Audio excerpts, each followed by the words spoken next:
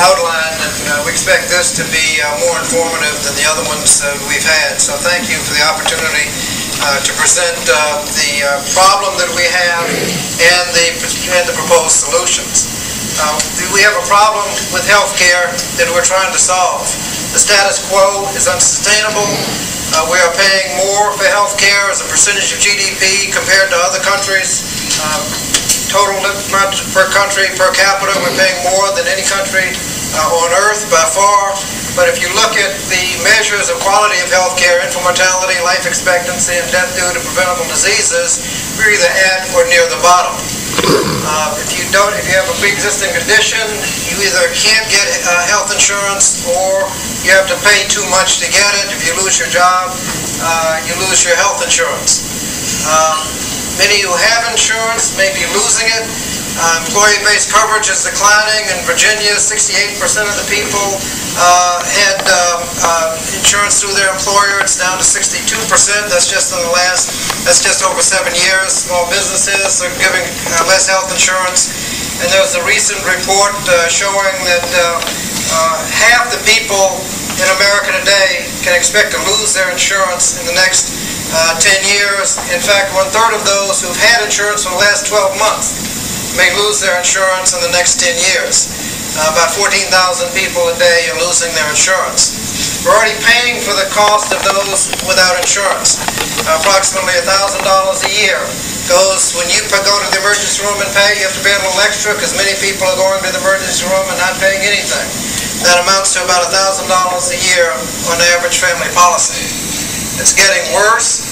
Wages have increased along with inflation. That's the wage and inflation line on the bottom. But the cost of your health care has more than doubled in the last 10 years.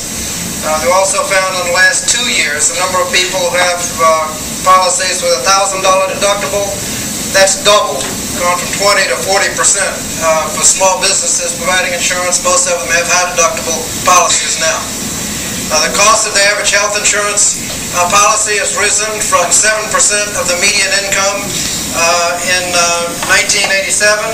It's 17% of your median income now, and expected to go up to 24% by 2020 and continue in that unsustainable way.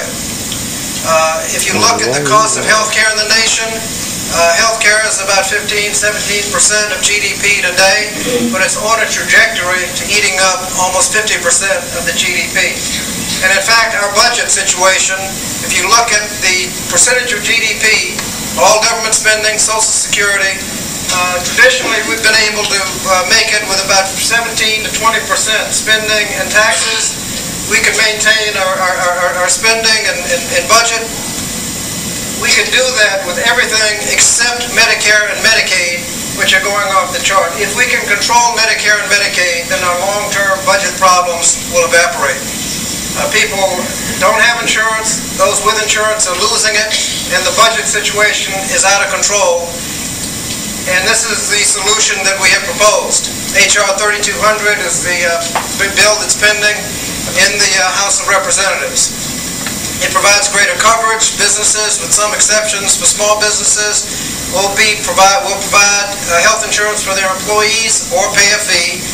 Private insurance companies will not be able to discriminate based on pre-existing conditions, and individuals not covered by their employees will have to buy insurance, some with the help of affordability credits.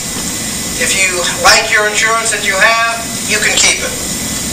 The exchange, those without insurance can go into what we're calling the exchange. All companies that want to sell insurance will sign up for the exchange, and you will be offered choices within the exchange. It is very similar to what federal employees have today. The benefit package will include the normal package, but point out prevention and wellness, prescriptive drugs, and mental health services will be included in the basic package. If you want more than the basic package, you can get a little more, but you'll pay a little more.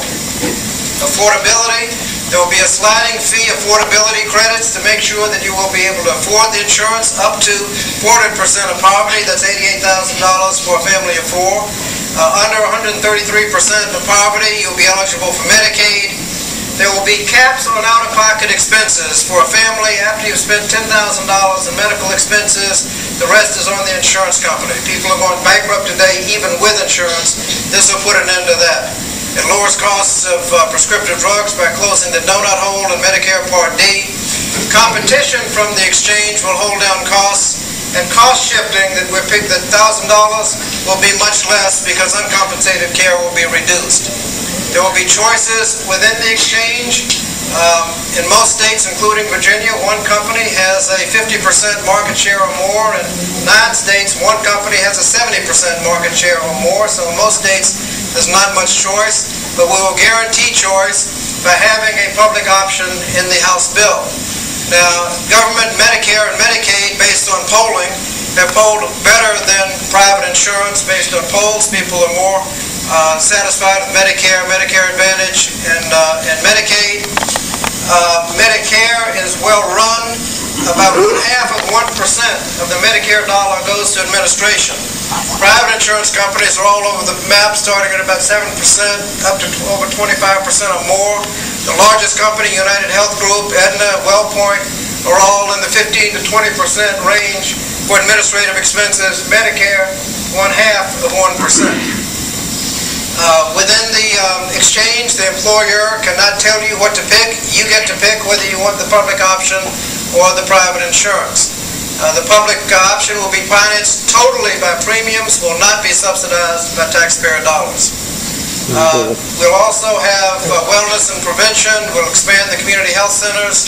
There will be a prohibition on cost sharing for preventive services. When you go to get checkups and immunizations, there can be no copay on those, and we'll have funds to help local health departments and target health disparities. We'll also make investments in workforce investments. We'll increase support of the National Health Service Corps. We'll focus on primary care. We'll expand nurses and invest in technology to improve coordination of care, promote efficiency, and avoid mistakes. To do this, there will be shared responsibility. As I indicated, employers will be either pay or play, and they'll pay 72.5% of an individual or 65% of a family policy.